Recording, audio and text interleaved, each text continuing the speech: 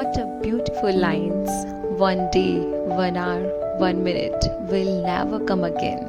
So enjoy it in your own way. Life is very beautiful. सुना है ना हमने कि इसका एक भी दिन, एक घंटा, एक मिनट कभी भी दोबारा लौट के नहीं आता है और इतनी ब्यूटीफुल लाइफ को एंजॉय कीजिए. बट प्रॉब्लम ये है कि कैसे जिए इसके हर पल को, बिकॉज जो इसमें प्रॉब्लम्स हैं वो एक आती है, दूसरी जाती है, दूसरी आती है, पहली जाती है. तो क्या करें कि लाइफ को एंजॉय कर पाए. Wait I have no, I don't have any solution, but I have a story. I will tell you. After listening to this story, my perspectives about life completely changed. Seriously. एक शहर था, उसमें एक व्यक्ति था जो हमेशा दुखी रहा करता था. उसे हमेशा ऐसा लगता था कि उससे ज़्यादा दुखी तो संसार में कोई और है ही नहीं. जब भी कोई उससे बात करता, अपनी हर प्रॉब्लम्स का बखान करने लग जाता था. यार मुझे ये प्रॉब्लम है, वो प्रॉब्लम है. थोड़ी देर में जो उसके साथ भी बैठता था इंसान, वो भी परेशान हो जाता था और उठकर चला जाता था. इस बात से तो वो और परेशान हो जाता था कि कोई उसकी बात ही सुनने वाला नहीं है. तभी उसे पता लगा कि इसी शहर में कोई एक महात्मा आने वाले हैं जिनके पास सारी प्रॉब्लम्स का सॉल्यूशन होता है. और जैसे ही उसे पता लगा तो वो जाके महात्मा के पास पहुंचा.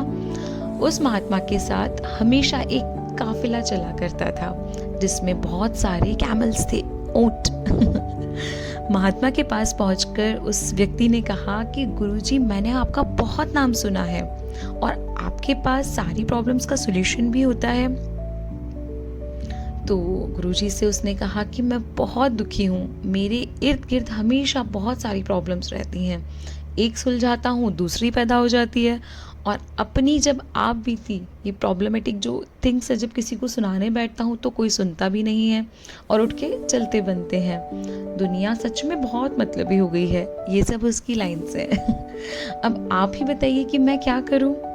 महात्मा ने सारी बातें उसकी ध्यान से सुनी और कहा कि मैं अभी तो बहुत थक गया हूँ, मगर कल मॉर्निंग में आपकी इस प्रॉब्लम का सॉल्यूशन ज़रूर बताऊँगा. और तब तक ले तुम मेरा एक काम करो, ये जो मेरे ऊँट हैं इनकी देखभाल करने वाला जो आदमी आता है वो थोड़ा बीमार हो गया है, तो आज रात तुम इनकी देखभाल कर दो. जब भी ये ऊँट बैठ जाए तब तुम सो जाना और मैं कल सुबह तुमसे बात करूँगा. अगले दिन महात्मा ने उस आदमी को फिर बुलाया और उसकी आंखें लाल थी. महात्मा ने पूछा, बताओ कल रात नींद कैसी आई. तो उस व्यक्ति ने कहा, गुरुजी मैं तो रात भर सोया ही नहीं. आपने कहा था ये सारे ऊँट बैठ जाएं तब सो जाना, पर ऐसा हुआ ही नहीं. जब भी कोशिश करके एक ऊँट को बिठाता, दूसरा फिर खड़ा हो जाता. सारे ऊँट बैठे ही नहीं, इसलिए मैं भी रात भर सो नहीं पाया. तो महात्मा जी ने हंसते हुए, मुस्कुराते हुए कहा, मैं जानता था इतने ऊँट एक साथ कभी नहीं बैठ सकते, फिर भी मैंने तुम्हें ये सब बोलने को, करने को कहा. ये सुनकर उस व्यक्ति को बहुत गुस्सा आ गया. उसने कहा, महात्मा जी मैं तो आपसे अपनी प्रॉब्लम का सॉल्यूशन मांगने आया था.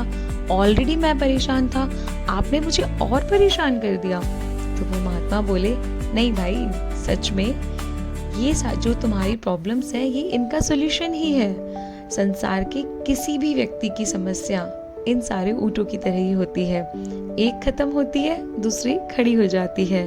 और इन सभी समस्याओं के खत्म होने का अगर वेट करेंगे तो कभी भी चैन से नहीं जी पाओगे.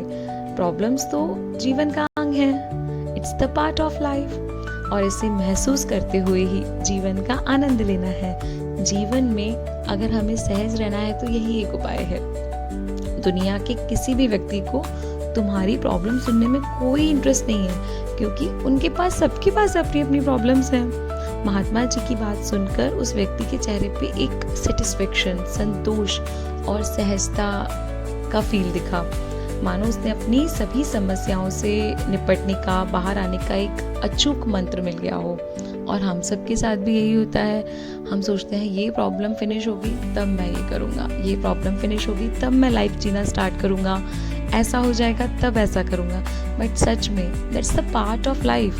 जब तक लाइफ है तब तक ये सब कुछ चलता रहेगा, और शायद ये सारी प्रॉब्लम्स ना हो कि हमारी लर्निंग का एक पार्ट होती हैं। जैसे ही प्रॉब्लम से निकलते हैं, एक लर्निंग हमारी लाइफ में ऐड हो चुकी होती है, हमारी लाइफ में एक्सपीरियंस गेन हो जाता है, आगे की चीज़ों को और स्मूथली हैंडल कर पाते हैं हम। सो हंसते मुस्कुराते एंजॉय कीजिए इस लाइफ को, बिकॉज सच में 1 minute, 1 hour, 1 day will never come again. And at last, always I said, be thankful to the God, to the universe, what good you have in your life. जो कुछ भी अच्छा है उसके लिए हमेशा शुक्रगुजार रहिए, और जो नहीं है उसको पाने के लिए जी तोड़ मेहनत कीजिए, बिकॉज एक ही लाइफ है, सब